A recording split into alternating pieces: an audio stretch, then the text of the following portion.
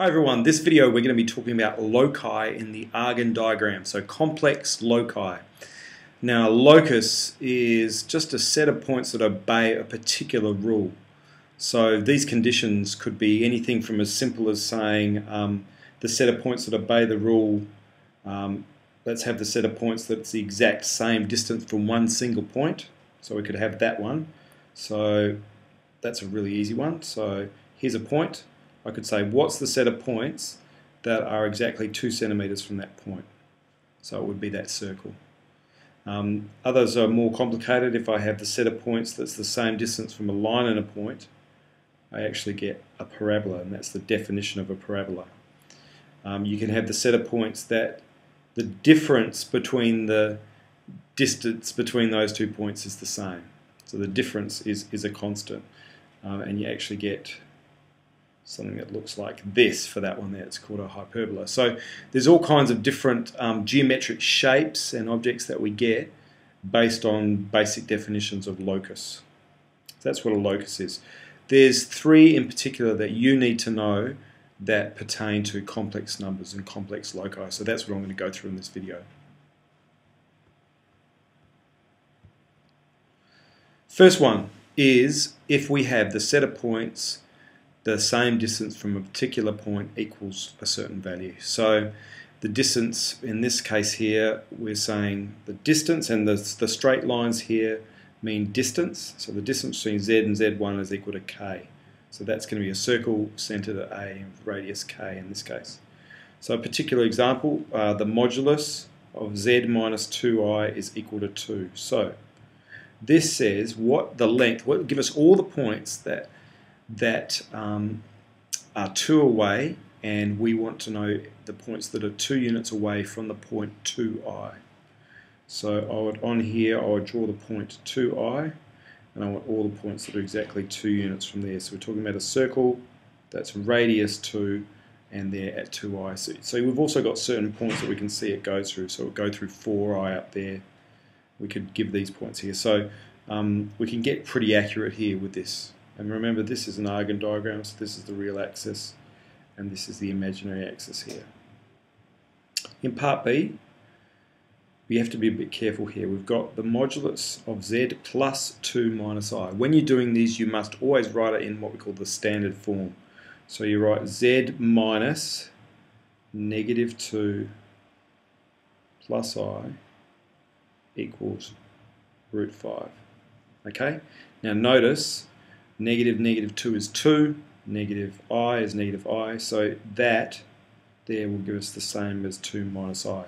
The reason why we want to write it in this form here is I can clearly see that the center of the circle is going to be negative 2 plus I. So negative 2 plus I around about there, and the radius of the circle is still going to be the square root of 5.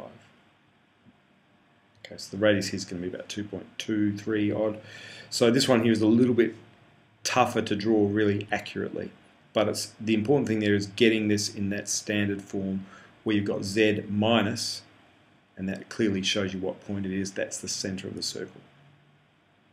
Here's the first one, and there's the second one.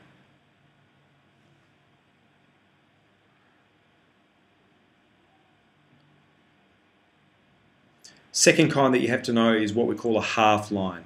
So it's where I tell you the argument is a certain value, and because when we're talking about arguments, say pi over 4, that's not the whole line, we're only talking about a half line here. So here's an example.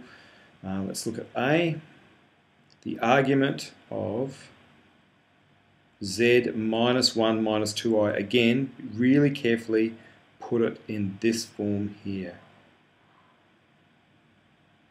So that's your first step here. Always get it so that it looks like that, Z minus that. So you can also check minus 1, yes, and minus 2i, yep, that looks the same as the top one there. So I can see now in this case that we're talking about a half line that starts at the point 1 plus 2i. So it starts at this point here, and the angle that it makes with that positive axis there is pi over 4. And that's, so the locus that I'm drawing is that line there, the solid line there. So every point on that line satisfies that locus. For part B, we've got the argument of z plus 2 plus I is negative 2 pi over 3. Let's look at the answer for that one. So writing it in standard form, we'd have the argument of z minus negative 2 minus I equals negative 2 pi over 3. So the point that we're starting at here is negative 2 minus I, that's where we're starting there, and the angle that it makes, negative 2 pi over 3 or negative 120 degrees. So the locus is this, this line here going off down here, all the points on that line there. The last one that you need to know is the set of points that is the same distance from two given complex numbers. So this is the perpendicular bisector of those 2 points. So that blue line there, every point on that blue line there satisfies the condition that it's the same distance from that point as it is from that point. Obviously the midpoint of the line is the same distance. But all of these points here on this line satisfy that condition. That length is the same as that length there. Okay, so this one, the way that it looks, if we draw it, is something like this. The modulus of z plus 1, and I'm going to straight away put this into standard form, that's z minus negative 1, equals the modulus or length of z minus 1 plus I. Okay, doing it that way will clearly let you see what are the 2 points that we're talking about. So what this really says is we want, what's the set of points Z where the distance from negative 1 is the same as the distance to 1 plus I. That's what this is saying in longhand notation. You just need to know how to write it like that. So we've got the points here. It's going to be negative 1 is one of the points. The other point here is 1 plus I. Here. And we're looking for all of the points that is the perpendicular bisector. In the exam here, you might want to, obviously you're going to bring a ruler. You could do this a little bit more accurately, but that would be a sketch of what the locus would be. Now, what if we wanted to know what the equation is? So let's go a step further now and actually work out what the equation of that locus would be. And we can do that just by saying, let me add a page in.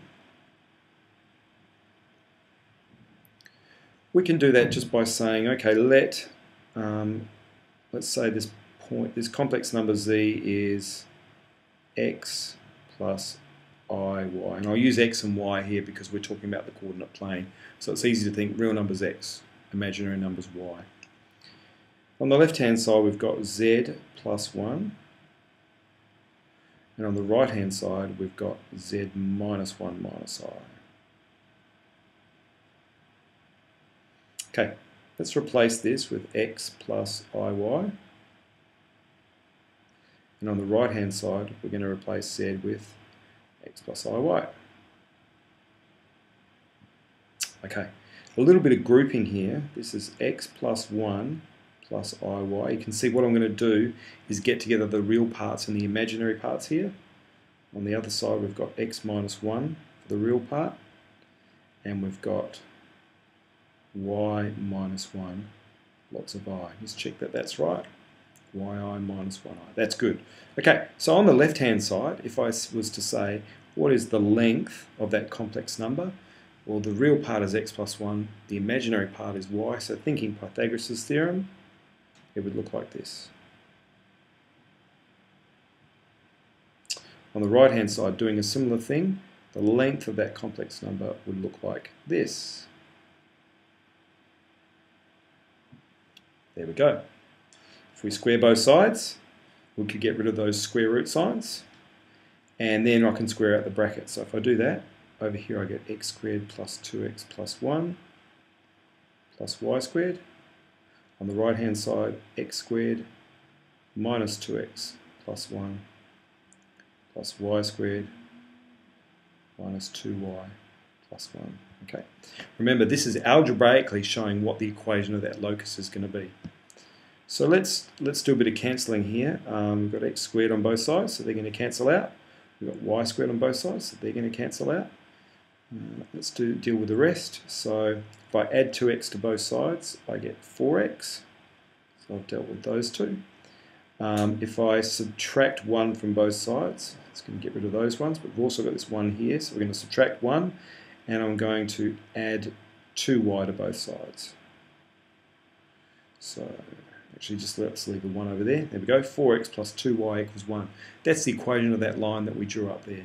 If we get it in standard form, we'd have 2y is negative 4x plus 1, and y is negative 2x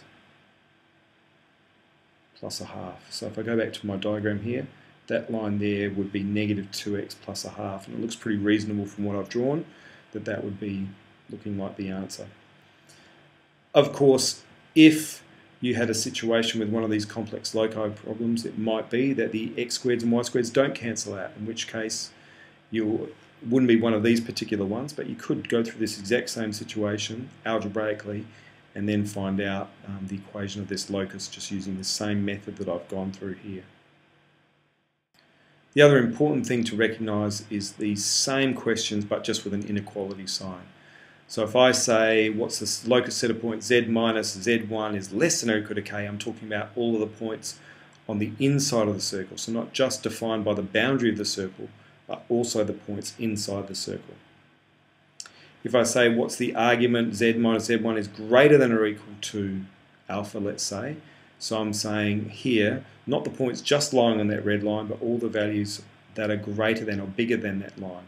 Now given that we always deal with angles between 0 and 180, really we're just talking about this region of the graph here. So it's a whole region there that this inequality gives us. And lastly, if I say the set of points that are closer to z1 than z2, and that's what this little thing here says, give me the set of points so the distance of z to z1 is less than the distance from z to z2, then we're shading one half of the line, or one side of the line there. You can get questions where you get a combination now of complex loci. So in this one here, we want to, on an Argand diagram, we want to shade the region whose points represent complex numbers z which satisfy both these inequalities here. So we need to recognise that this one here represents a circle centred at 0 and a radius of 2. So that's all the points there. And this one here is one of the second ones, not the argument one, it's the one where we're doing the perpendicular bisector. In this case, the perpendicular bisector is between 0, 0, that's this one here, so we're just saying the modulus of z, the length of points from 0, and let's write this one in standard form. So the right hand side, z minus 2 plus 2i. So in this case here, we're talking about the point 2 plus 2i, so it's this point right up here. So we're looking at what is the perpendicular bisector. It's going to go right through the middle there. So it's not exactly to scale, but you get the idea. So that's that blue line there. So let's now do the inequalities. For the first one, we're talking about all the points less than 2, so we're talking about all of the points inside the circle. So that's what I've shaded there in yellow. The second one, we're saying what are the points that are closer to, in this case, the origin, 0, than they are to 2 plus 2i. So we're talking about all of the points that are on this side of the line. So now finally we ask ourselves, well, what are the set of points that satisfy both of those inequalities? So what's the intersection of those two areas? So hopefully you can see that we're talking about the points this side of the line and inside the circle. So everything in there are the points that satisfy both of those inequalities.